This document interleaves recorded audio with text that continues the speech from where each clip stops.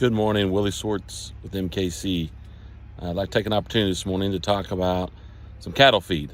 With this wheat crop, not being what we want it to be in the dry conditions, a lot of cattlemen are in trouble from a feed standpoint.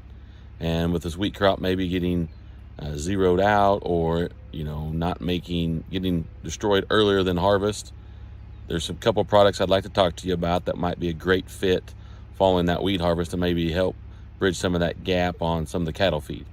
First product I'd like to talk about is pearl millet. Pearl millet is a hybrid. It's a very aggressive growing crop. It's about 40 days can be harvested, and great from a palatability standpoint and protein levels. The biggest thing I would say, the challenge on it would be we don't have a lot of options from a weed protection standpoint. So coming after a crop, I definitely would put it on a field where we know we've not a lot of history of weed pressure. The other big plus is you can harvest it maybe in 40-45 days, get a cutting, let it grow back, and then you can put your cattle out on it. One of the biggest pluses, there's no prussic acid with pearl millet, so you do not have to worry about getting cattle off on a freeze. Another great product, a sorghum sedan that we carry would be a Cropland 1923.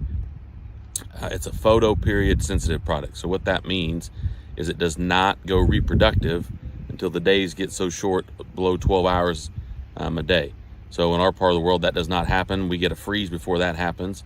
So you could plant that after harvest and get a very wide window. You can harvest it at 45 days, or you can let it stand in the field if we're getting more moisture, or just from an overall workload standpoint, you don't have time to get it put up and dried down and so forth.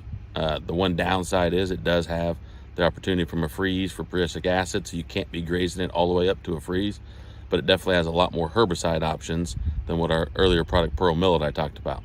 So those are two great products that we'd have that I think would be worth taking a look at from a feed standpoint to help bulk some of these things back up and build our supplies that have been from the drought that have been stricken pretty hard. So any questions, please reach out to your nearest MKC location and we can get you more information if you like. Thanks so much, everybody. Have a great day.